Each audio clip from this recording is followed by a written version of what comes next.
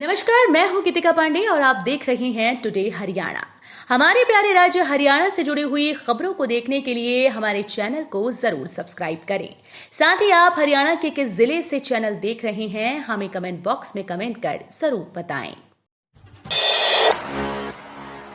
हरियाणा की सिटी बसों में मुफ्त सफर, सीएम मनोहर ने पानीपत में उद्घाटन किया। हिसार, रोहतक, रेवाड़ी समेत 8 शहरों में शुरुआत।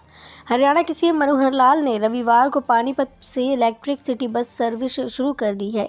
पानीपत के अलावा ये बसें पंचकूला, हिसार, सोनीपत, रोहतक, यमुनानगर, अंबाला और करनाल के अलावा रेवाड़ी में सेवा शुरू कर दी गई है। पानीपत में इलेक्ट्रिक बसों की शुरुआत के बाद सीएम ने उसमें बैठकर सफर किया। उन्होंने कहा कि जहां जहां भी ई बसें चल रही हैं उनमें शुरुआती 7 दिन सफर फ्री रहेगा। इसके बाद सीएम ने कहा कि हरियाणा के 3 शहरों मानेसर, फरीदाबाद और गुरुग्राम में सिटी बसें चल रही हैं। उन्होंने कहा कि ये सभी बसें बैटरी से चलेंगी, इनमें पेट्रोल डीजल का इस्तेमाल नहीं होगा। हरियाणा सरकार पटवारी एसोसिएशन के साथ वार्ता को तैयार, बातचीत के लिए चंडीगढ़ बुलाया। वेतनमान व एसीपी को लेकर पिछले करीब 1 महीने से लगातार आंदोलनरत राजस्व विभाग के पटवारी व कानूनगो की मांगों पर विचार के लिए सरकार ने पहल करते हुए सोमवार को चंडीगढ़ आने का न्योता दिया है, जिस बैठक में उनके साथ वित्त विभाग के अतिरिक्त मुख्य सचिव अनुराग रस्तोगी रहेंगे, जबकि एसोसिएशन की ओर से कई पदाधिकारी भी मौजूद रहेंगे। हरियाणा पहुंचे अरविंद केजरीवाल, बोले मैं सच्चा राम भक्त। सीएम खट्टर युवकों को मरने इजरायल भेज रहे, नौकरी नहीं दे सकते तो कुर्सी छोड़ दो। आम आदमी पार्टी ने हरियाणा की जींद से लोकसभा चुनाव का शंखनाद कर दिया है। रविवार को आप के राष्ट्रीय संयोजक व दिल्ली के मुख्यमंत्री अरविंद केजरीवाल ने बदलाव रैली की। केजरीवाल ने कहा कि इस बार पढ़े लिखे को वोट देकर अपने बिजली बिल जीरो करा लो, मेरी डिग्री असली है। खट्टर साहब की तरह नहीं कि युवाओं को मरने के लिए इजरायल भेज रहे हैं। केजरीवाल ने कहा, हरियाणा के मुख्यमंत्री मनोहर लाल खट्टर प्रदेश के युवाओं को नौकरी नहीं दे सकते तो कुर्सी छोड़ दो, हम नौकरी देंगे। भाजपा प्रदेश अध्यक्ष का पूर्व सीएम पर निशाना, नायब सैनी बोले हुड्डा सरकार में रोहतक से बहती थी भ्रष्टाचार की नदी।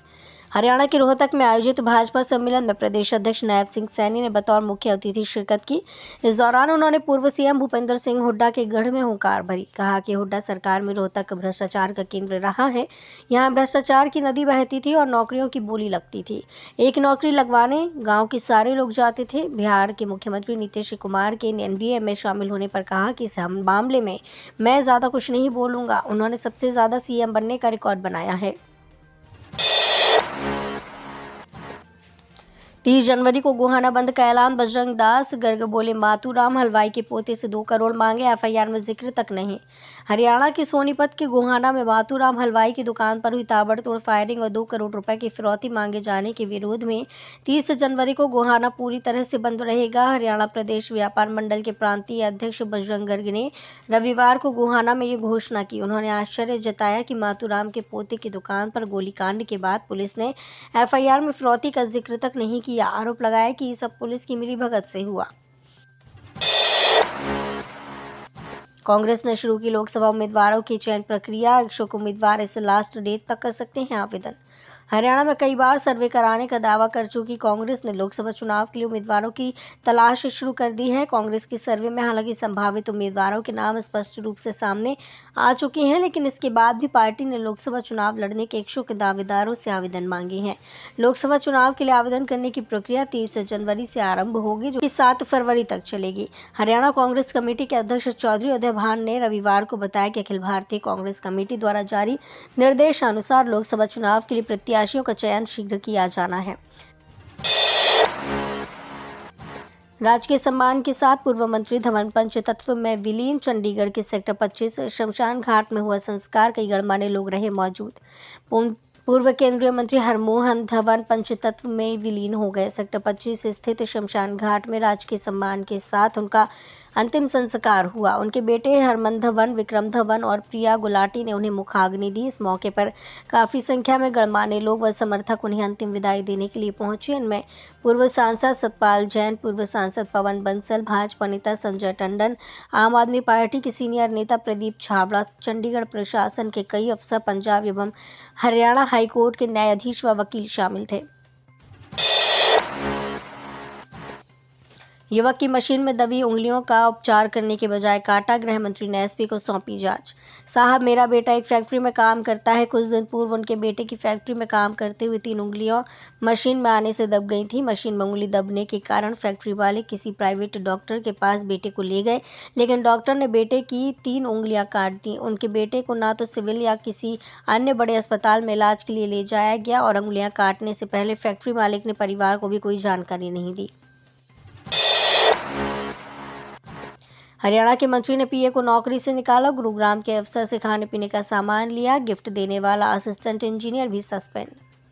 हरियाणा के स्थानीय निकाय मंत्री डॉक्टर कमल गुप्ता ने निजी सहायक को नौकरी से निकाल दिया। गुप्ता ने पीए के गुरुग्राम नगर निगम के सहायक अभियंता से गिफ्ट लेने पर एक्शन लिया है। मंत्री ने गिफ्ट देने वाले एई को भी सस्पेंड कर दिया। गणतंत्र दिवस समारोह के अवसर पर मंत्री डॉक्टर कमल गुप्ता गुरुग्राम में झंडा फहराने के लिए गए थे। समारोह के बाद मंत्री को पता चला कि उनके स्टाफ में शामिल पीए संजीव सरोहा ने व्यक्तिगत इस्तेमाल के लिए खाद्य पदार्थ गिफ्ट के तौर पर लिए हैं। ब्रजभूषण व संजय सिंह पर बजरंग का निशाना। बोले, खिलाड़ियों पर बनाया जा रहा जयपुर में नहीं खेलने का दबाव। ओलंपिक में कांस्य पदक विजेता पहलवान बजरंग पूनिया ने एक बार फिर से भारतीय कुश्ती महासंघ के निलंबित अध्यक्ष संजय सिंह व उनके सहयोगी ब्रजभूषण शरण सिंह पर निशाना साधा। उनका आरोप है कि संजय सिंह तदर्थ समिति की तरफ से जयपुर में होने वाली सीनियर नेशनल कुश्ती प्रतियोगिता में खिलाड़ियों को नहीं खेलने देने का दबाव बना रही हैं। उन्होंने इसे लेकर खेल मंत्रालय के नाम मैसेज सोशल मीडिया पर पोस्ट किया। उनकी पोस्ट को ओलंपियन विनेश फोगाट ने भी अपने सोशल मीडिया अकाउंट पर साझा किया। जन आक्रोश रैली में सरकार पर बरसे भूपेंद्र हुड्डा। बोले, हार जीत की चिंता नहीं, रिजल्ट रिकॉर्ड तोड़ना चाहिए।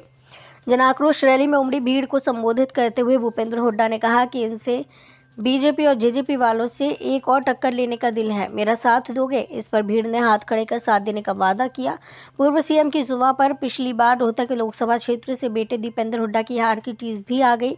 भूपेंद्र हुड्डा ने कहा कि हार जीत की चिंता नहीं होती, लेकिन कई बार कसक रह जाती है।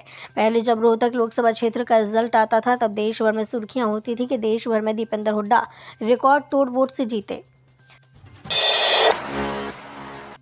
घर में खेलते खेलते इस तरह मौत के मुंह में समा गया 1.5 साल का मासूम। सभी माता पिता को सावधान रहने की जरूरत। इंदिरा कॉलोनी में पानी से भरी हुई बाल्टी में डूबने से 1.5 वर्षीय एक मासूम आयुष की मौत हो गई। मृतक के पिता विनय का कहना है कि आयुष और उसके 3-4 भतीजे अपने दादा के कमरे में खेल रहे थे। यहाँ पर दूसरे बच्चे टीवी देखने में व्यस्त हो गए। 1.5 वर्षीय आयुष ध्यान भटकने के बाद कमरे से बाहर निकल आया। कमरे के बाहर पानी से भरी हुई बाल्टी रखी हुई थी, वो उस बाल्टी में जाकर गिर गया। उसे स्कूटी से सेक्टर 15 के बाल रोग विशेषज्ञ के पास ले गए। वहां इलाज करने से डॉक्टर ने मना कर दिया और किसी बड़े अस्पताल में ले जाने की सलाह दी। 30 लाख कर्ज लेकर बेटे को भेजा था विदेश, अब 40 लाख लेकर भगाया शव। डंकी के रास्ते 9 महीने में पहुंचा था अमेरिका। शहर के नरूखेड़ी निवासी 36 वर्षीय संजय की 16 दिन पहले अमेरिका में हार्ट अटैक से मौत हो गई थी।